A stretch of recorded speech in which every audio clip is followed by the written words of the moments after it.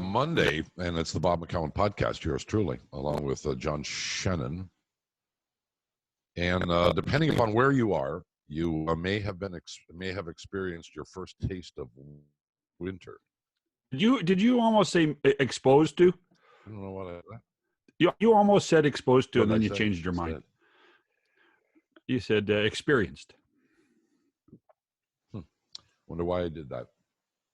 Well, because we all hear about being exposed to something these days. Well, we are exposed to winter. You know, I mean, all you got to do is open your front door. Now, I guess there are people who don't open their front door anymore, so they just stay inside in their little cocoon. And but we had a bit of snow dumped on us, and the weight of the snow is impacting my trees out front. I want you to know they are. The branches are sagging. Well, go out and knock the snow off. No, because I did that once before, John, and what happened was the snow came off, but so did the branches. Wow. So I don't really want to feel very, very picky trees in your neighborhood. Very weak trees. Well, it would seem. Some people say that gardens reflect their owners. That may be true. But I have nothing to do with my garden, so I can't take any responsibility for it. Yeah. Matt Devlin joins us, the television voice face of the Toronto Raptors. Matty D, you look beautiful. How are you? I'm doing well. It's snowing outside where I am. You guys are about 2 miles apart from each other. What are you talking about? I don't even know if we're that far. It might be about. Well, how is it? It's not snowing. It's snowing. It's just it's there. I should say it's there. Yeah, there's snow, but it's not snowing. Yeah. Well, it was yesterday. Well, I think the golf courses are going to reopen on Wednesday, so it'll be all good. Yeah. I tell you what, to get this far into November, there's some beautiful weather last week. I'll take it. I will take it. You and me both. We've had a busy last few days in the National Basketball Association with the draft, and then free agent fracas. And let's start right at the beginning.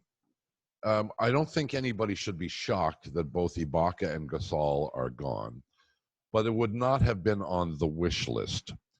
And I thought, and I can't imagine anybody would disagree with this, but Ibaka seemed to me to be the guy that you really wanted to sign.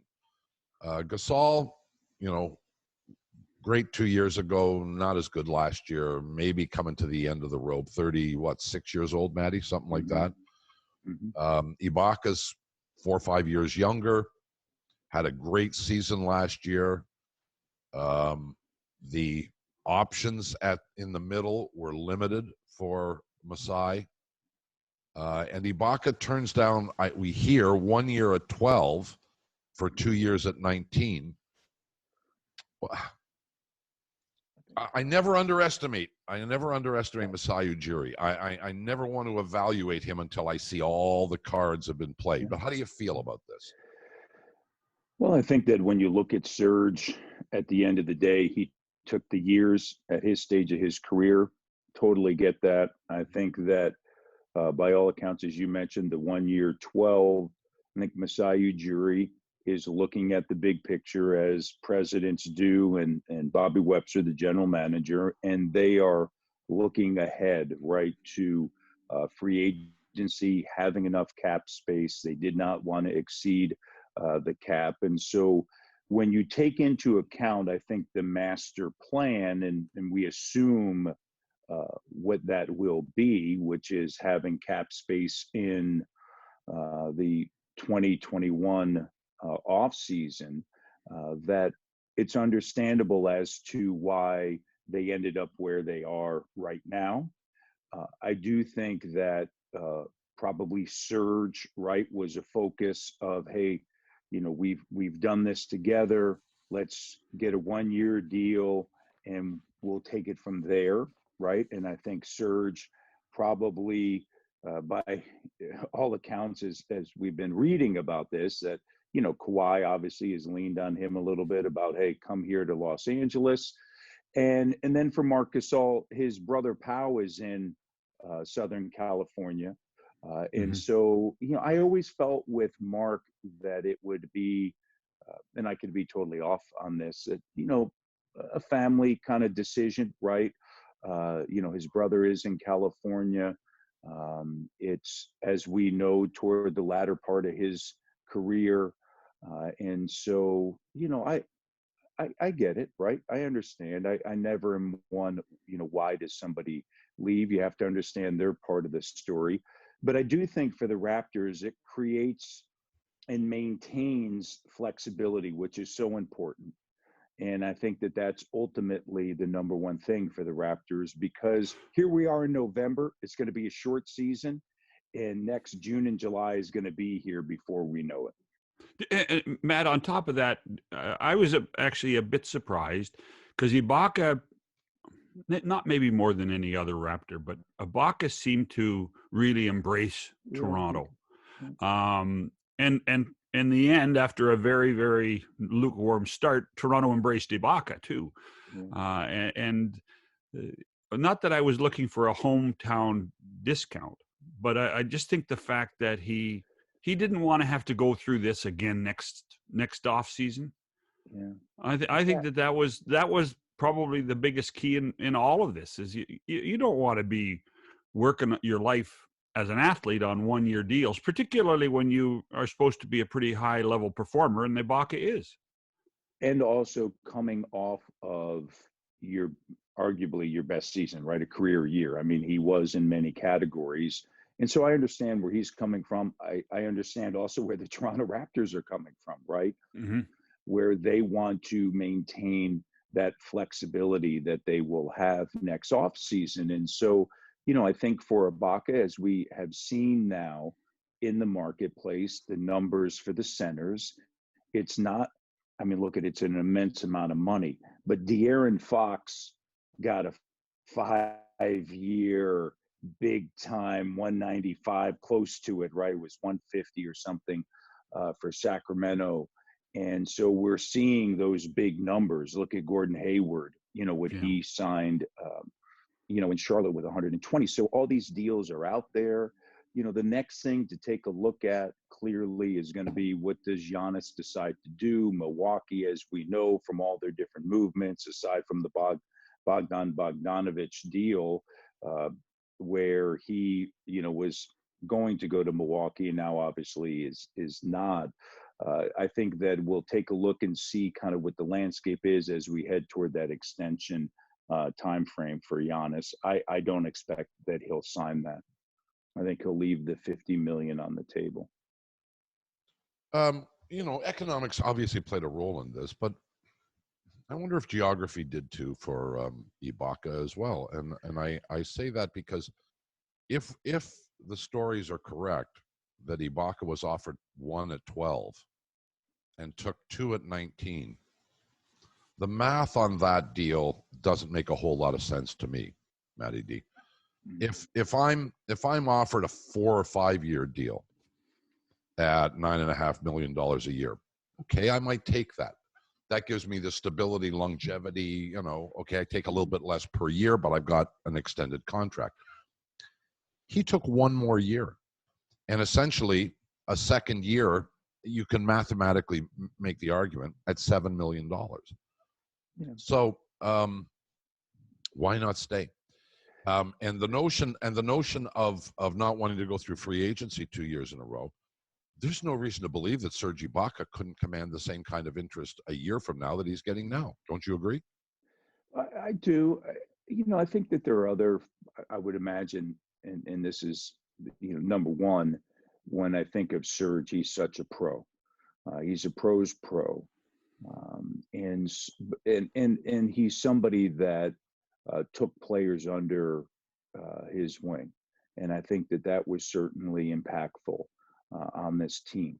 He, as we know, was somebody that was a presence for the Raptors. And then off of the court, we know that, the fans really embraced him. We know that he has an extreme interest in style and fashion and goes to Europe and in Paris and goes to all the fashion shows. He has a deal locally, just came out with his own line here in Toronto with the company Novus. And so, that is something that's really intriguing for him.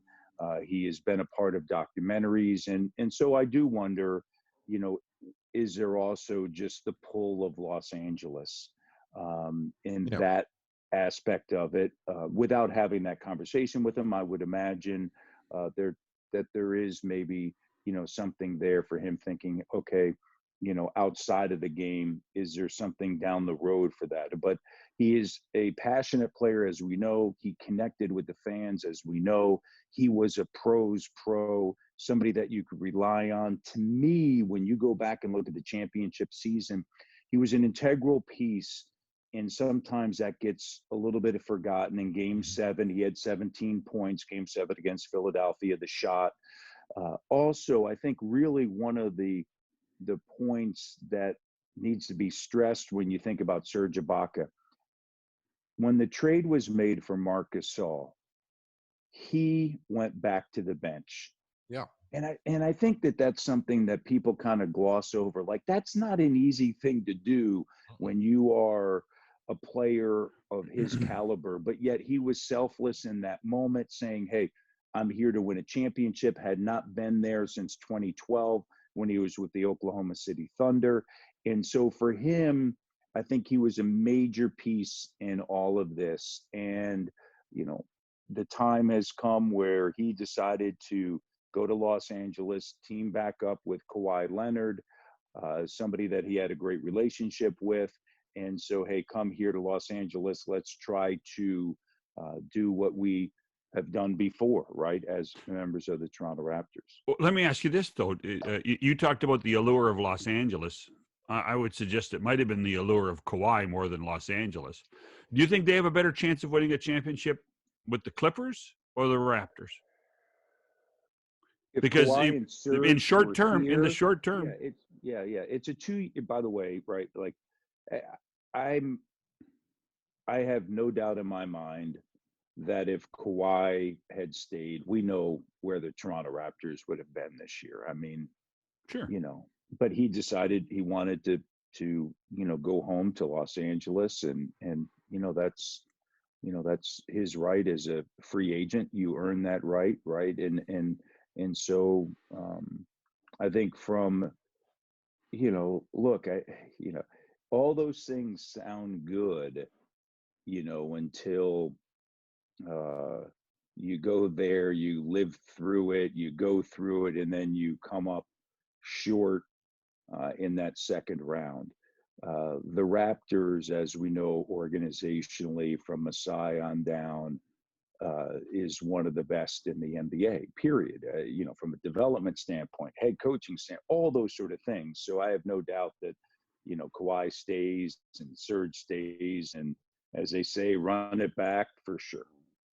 But no, but I guess my point is, and you kind of skimmed around it, is it wasn't all peaches and cream and for the Clippers. Oh no, it wasn't. And when you look at, obviously Steve Ballmer has a different opinion than Doc Rivers had in the end. The fact that Rivers, I think, was a big part of why Kawhi ended up going there. And he's not there anymore. They obviously didn't get along as well as everybody thought they would. Harrell leaving and going cross town to the Lakers. Holy smokes! The Ibaka. I think in the end, I think what the Clippers needed to do was add somebody like Ibaka, because of what happened to Harrell and what happened in the second round for them. It's all based on reports that we read, people that you talk to, and you look back at the Clippers, and they're, by all accounts from what we read, players that were inside that locker room not happy, right?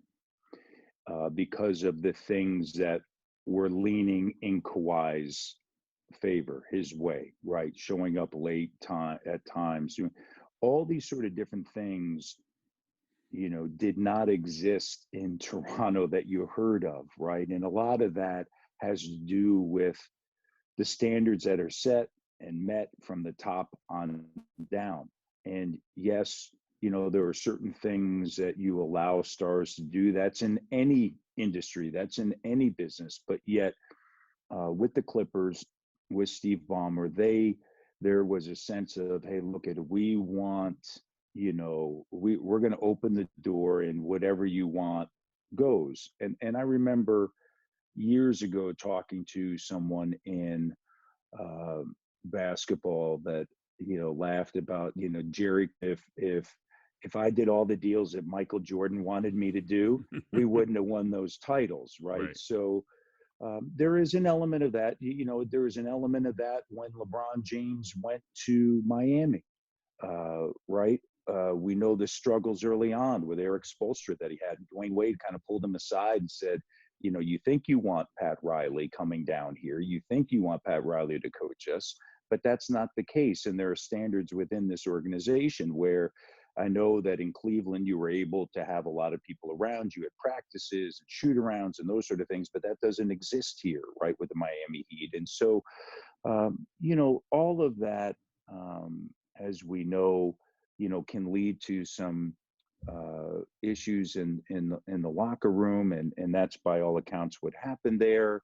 As you said, the Doc Rivers connection, it didn't ultimately work. Doc is headed now to Philadelphia. They're bringing in Ty Lue, and I remember watching the Clippers, in the game at which they lost.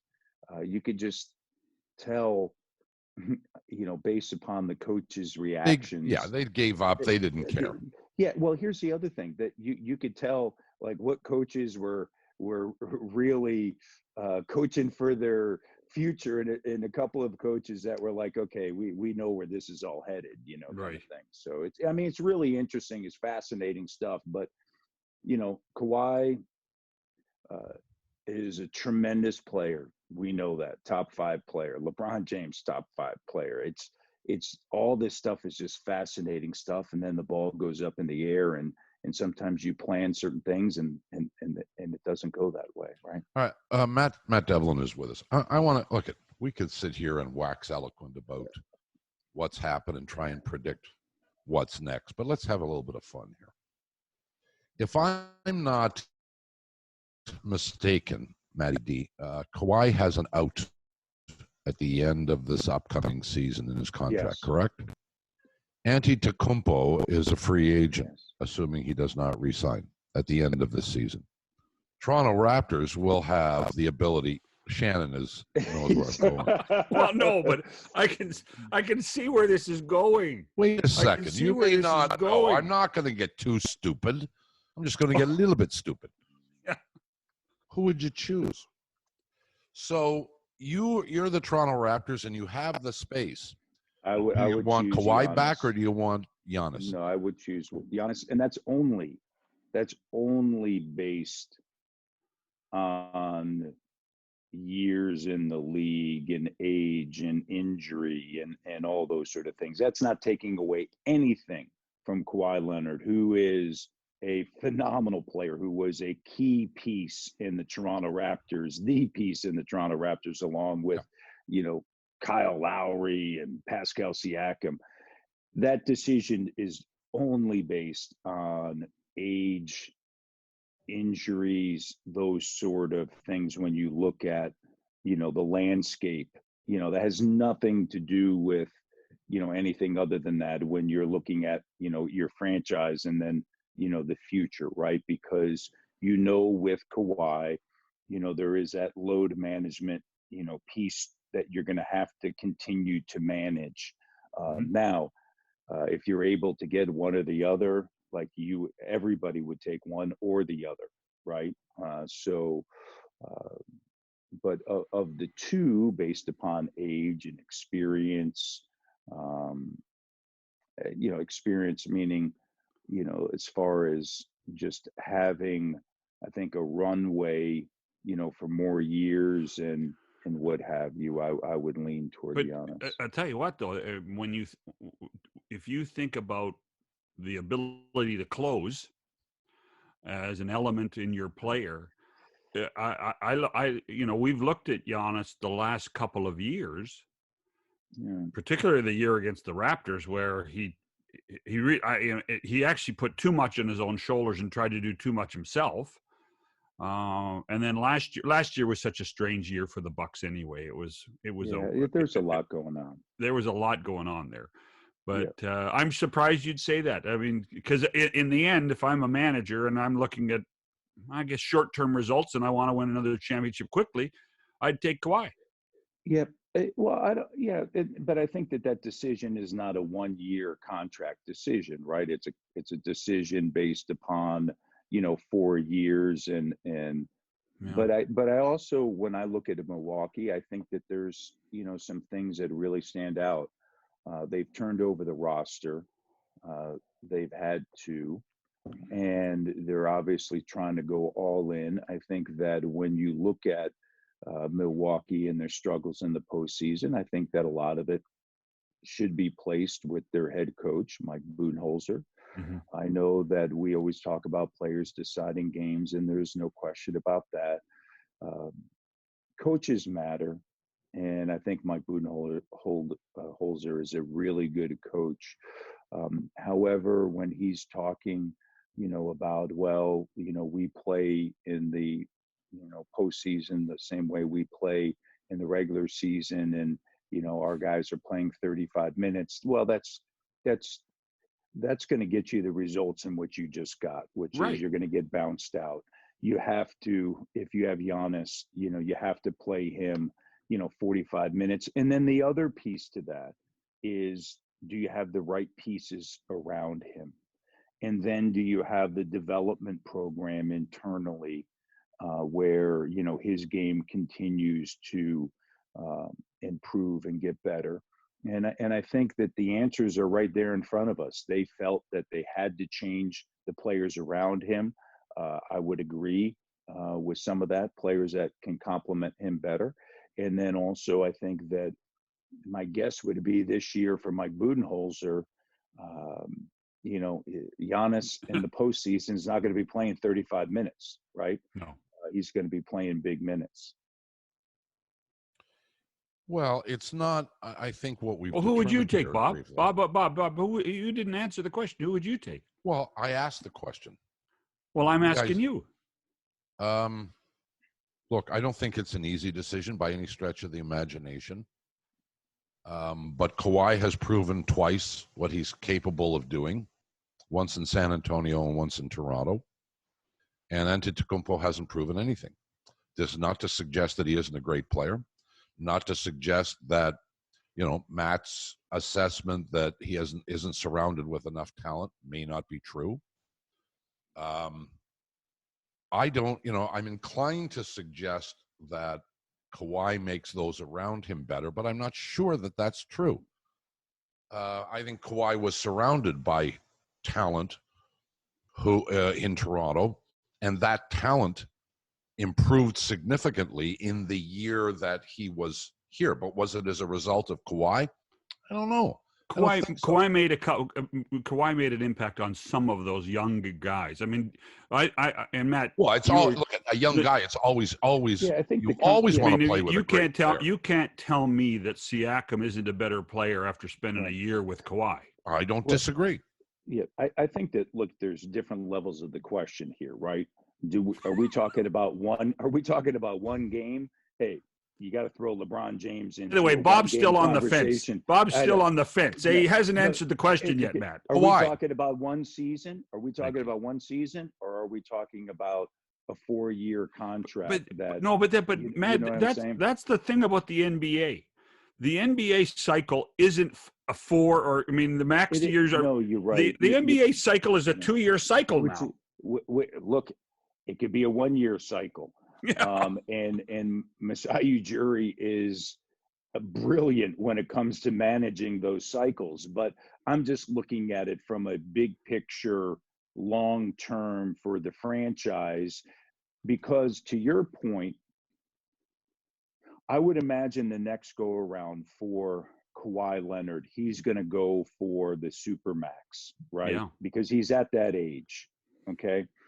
And then I think Giannis could actually go a short term, very much like what LeBron did, what Kawhi did as well. Now, in the NBA, the only sport that you're really seeing this, in part because there are 10 players maybe in the NBA that make so much money off of the court with their shoe deals, right? And remember, Giannis had everybody coming after him the last couple of seasons because his contract was up and the shoe deal, signed a massive deal with Nike, that it allows you to make these decisions like Kevin Durant has made, where he keeps it short term because he has such a huge Anthony Davis.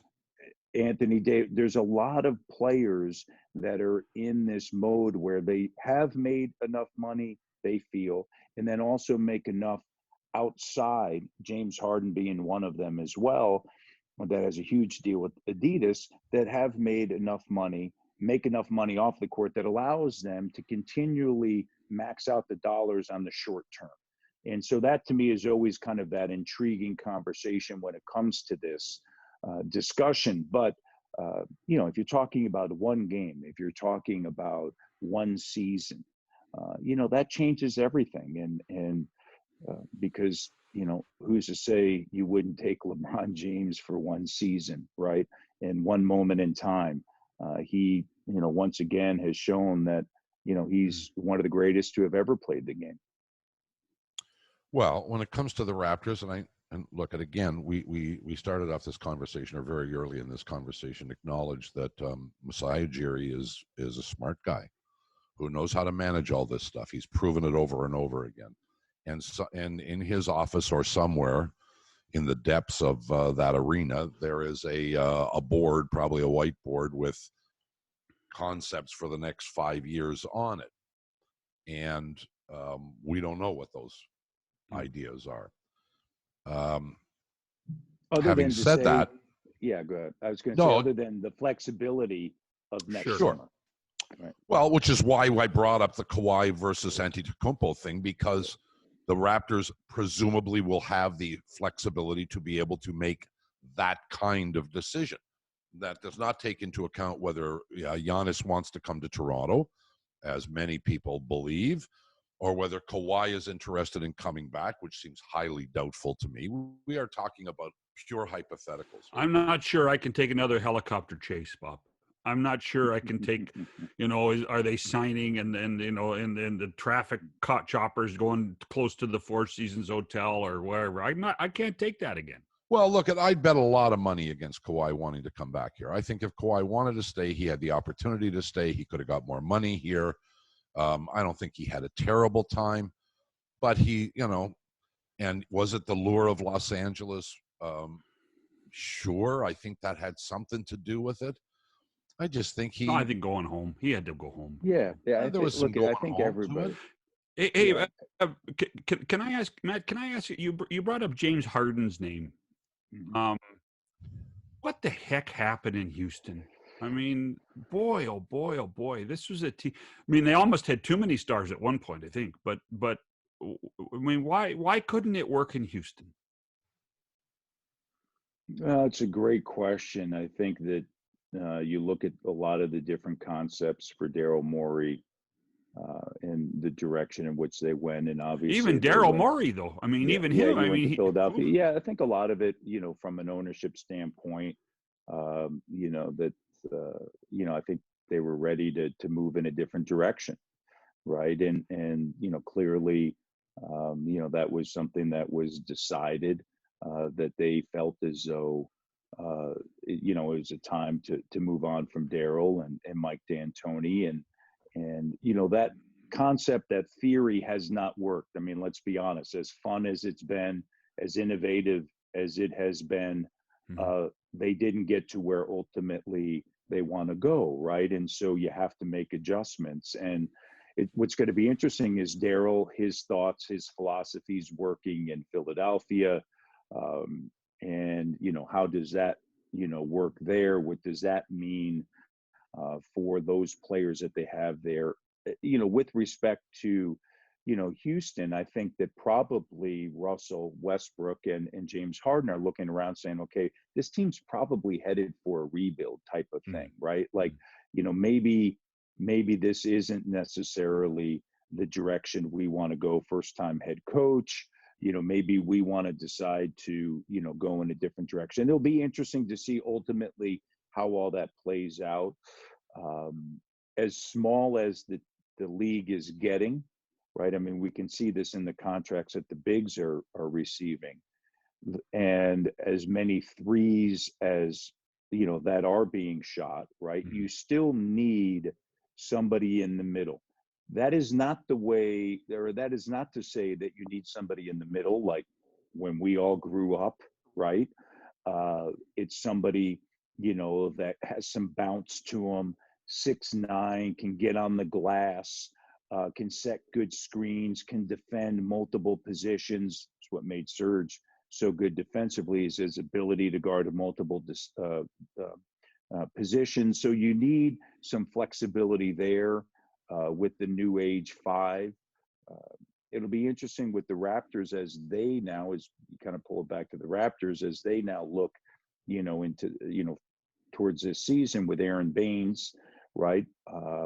Being in the middle, and Chris Boucher being in the middle. And let's not forget, the Raptors during the postseason made some great runs with Kyle on the floor, Fred, Norm, OG, and Pascal, right? And OG kind of being the player that was in the middle, and Aaron Baines is, strong, solid, 35% 3-point shooter. So, all those things will be, at play and in the mix ultimately. Well, and Juan Hernandez too, who well, we don't know yet though. Yeah. We don't know. Right.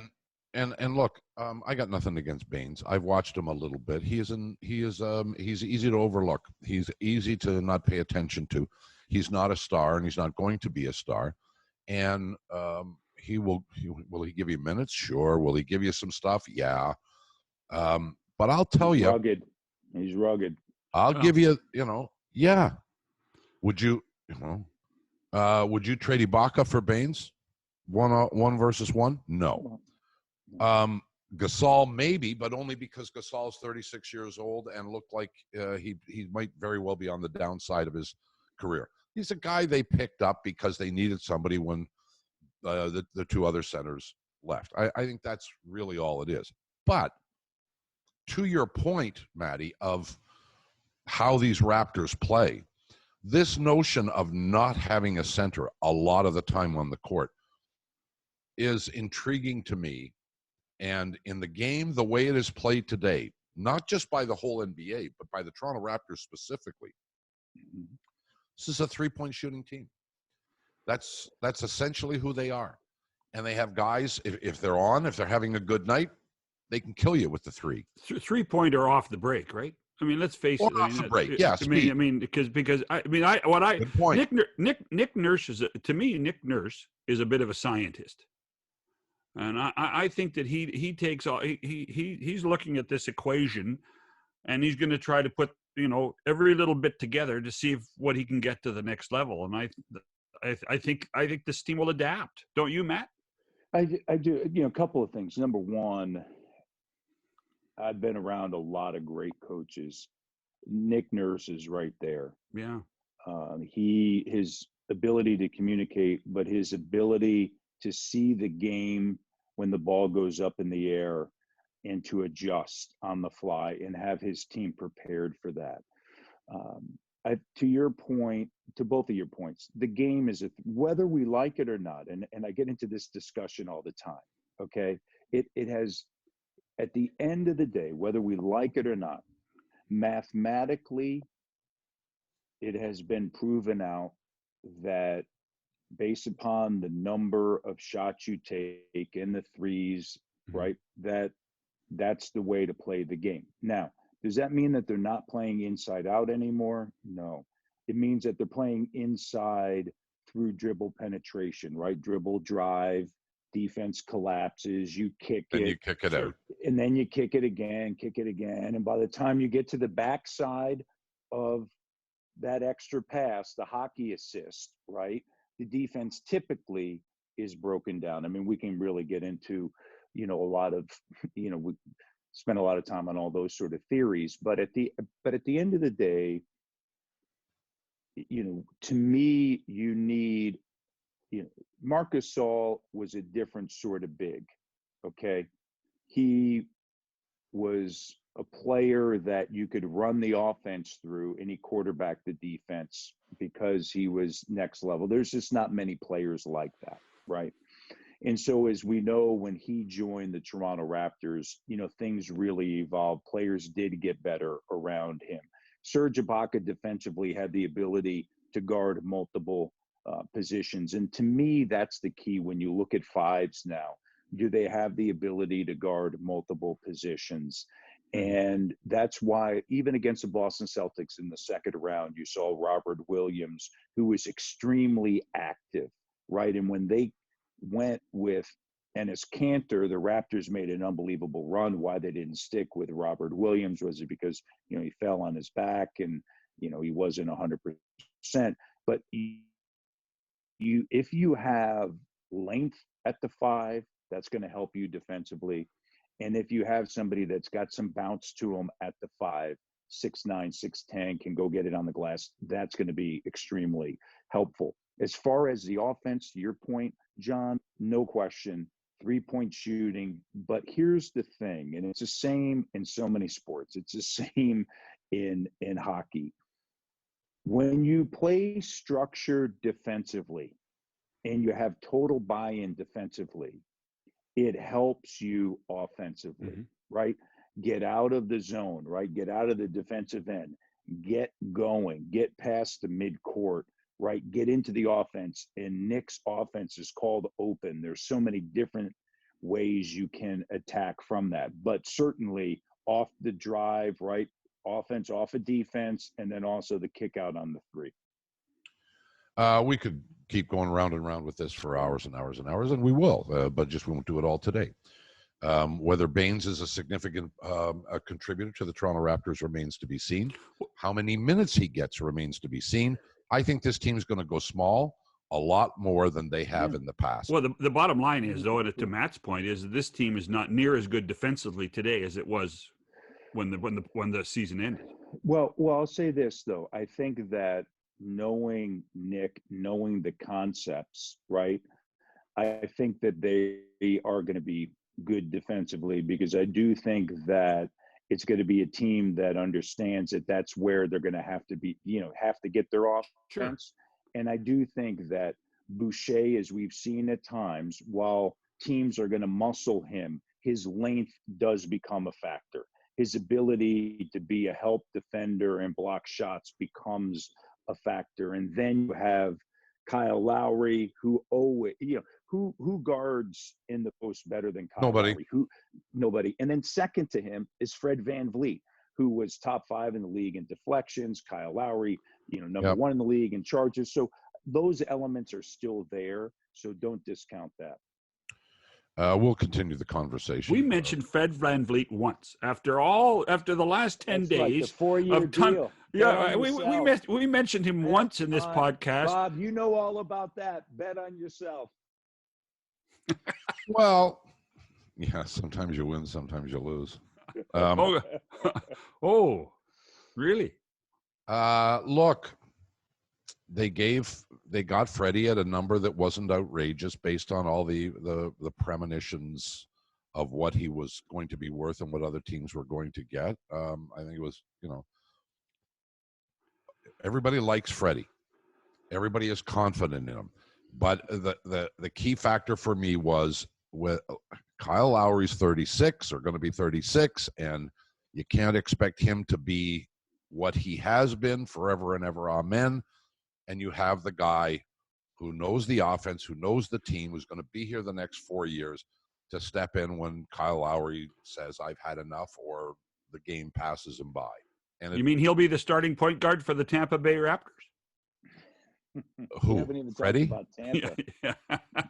But yeah, I think, and I think people are starting to see this with Fred.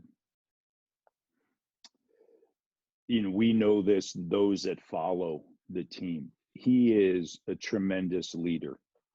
And one day, if he wants to, he'll be a head coach in the NBA. It's just who he is. He is a natural born leader, from the standpoint of everybody respects him in that room. And we all know when you have respect, you have a voice. And that doesn't mean that you use the voice all the time, but when you talk to people during that postseason run, they will say, Fred's words carried a lot of weight in that room. And, it says a lot. He is a leader. He cares about his teammates. He and Kyle have an unbelievable relationship. And Kyle, I think, talk about somebody that cares about his teammates. Kyle Lowry doesn't get talked about a lot. He is not a good teammate. He's a tremendous teammate. And there are multiple examples of that, whether you're on the road and it's U.S. Thanksgiving and it's Kyle who's arranging everything for the team, or Christmas dinner, or presents and all those he is a tremendous. So having Fred there as a part of the Raptors on a go-forward basis, to me is significant for sure. Training camp is not that far away, and the regular season is about a month. So get ready, strap them on. I'll be calling the games remotely. We will not be headed to, we're not going to be headed to Tampa. We're going to be calling the games remotely once again, as and how long that goes and all those things. As we know, there's a lot going on, but just happy to see the ball go up in the air and call a game, right? And it's going to be fun. I was going to give you some restaurant recommendations in Tampa, Matt. Yeah. Well, you give them restaurant recommendations in Toronto, but they're all closed, so don't matter. And you could have had a good time in Ybor City. I know. Oh yeah. I mean, you have all the connections in Tampa. You got all the connections. John Cooper on line one. That ain't that big a deal, Devlin. I don't know. Really? I don't know. Hey, do you hang out at Tampa Bay Downs? Tampa Bay Downs? Huh? It's the Here comes Rusty. Down there. Oh, we went to the racetrack. Yeah. Oh, yeah. Tampa Bay Downs. Our boy, come on. There. Our boy Coop would look after you. Yeah, for sure. All right. Would you guys like to shut up now, please? Maybe carry this on. Why? Do you have some snow to knock off the trees, Bob, or what? I do, apparently, yeah. Do you have another appointment this morning? Wouldn't you like to know, huh? Well, I might have to go see a psychic or something. Exactly. It's being done as we speak. Devlin, it's lovely to see you. And always great seeing you. And hopefully we'll get a chance to get together sooner rather than later. And by the way, can I just give John I know you hate me doing this, but I want to give him a shout out. You see this beautiful mic right here? I steal it? No, I texted Shanny. Oh, he needed a recommendation. And I said, I'm doing so many things from my house virtually now. What did you do? Mic. And he need a good mic, right? And so boom, there it is right there. Looks professional. I mean, I don't know how it works, but it looks the part. Hey, you know what? Hey, Matt, they work like it's magic, man. It's magic. How does all this happen? Yeah. I tell you what, it's a long way from 3/4 tape and everything we used back in the day. 3/4. I'm sorry, I'm a little older than that, and so is Bob. We go back to 2-inch. Shut up. You do. Don't tell me you don't. Well, I don't care about the 2-inch. I mean, I just don't mention the age thing. How about the reels? Remember cutting and splicing the reels in radio? Oh, sure. Yeah, with the razor blade. Yeah, with the razor blade. The little metal thing with the line that goes at a 45-degree angle. And the yellow marker. And the yellow marker. And then you have to put that tape on the splice. Yeah. And I spliced a lot of things in my time, as we all probably did, and I always had this great panic that it was going to break. Yeah, always. You guys, I tell you what, anxiety was off the charts. You guys are so old. Holy smokes! I know. Yeah, John. I remember around for film, weren't you? Like you actually back in your old. I actually went. I went to a meeting at Hockey Night in Canada as a young kid, and a guy got up and said, "Boys, do you think this videotape is here to stay?" Yeah. I think so. As Hubie Brown told me, the fax Yes. machine changed the NBA. And the reason why, think about that, the fax machine, but the reason why was because of scouting reports, Sure. right? You could design everything and then you were faxing it. And then I remember getting ready for games, and fax back was a big thing where you'd type in the number and then all the stats would come out and fax back. But I remember starting out in West Texas and Friday Night Lights, right? Friday football was the big thing. And so we would have a show. And in order to get the scores to all these games around West Texas and all the little towns, you'd actually call up the local Dairy Queen, because everybody after a game would go there, or they'd have it on the local radio station. And so you'd call up, what's Sweetwater against Wiley? It's in the third quarter, and Sweetwater's up, 14-7. And like, that's what we would go with on TV. Well, one of my first jobs on the phone was to sit in the Hockey Night in Canada studio and phone the press box of every game every 5 minutes. Hey, what's the score now? Oh, it's 2-1 now. I mean, it was all rotary dial, so there was no speed dial. Yeah, different days for sure. We will let you go, Devlin, and we thank you as always. We'll talk again soon, and hopefully we'll see you soon, pal. You got it. All the best. See you guys. Matt Devlin, the voice of the Toronto Raptors. John and I will be back Hump Day Wednesday. Until then, have a nice rest of the week. Go shovel something. We've been doing it for the last 45 minutes. Goodbye.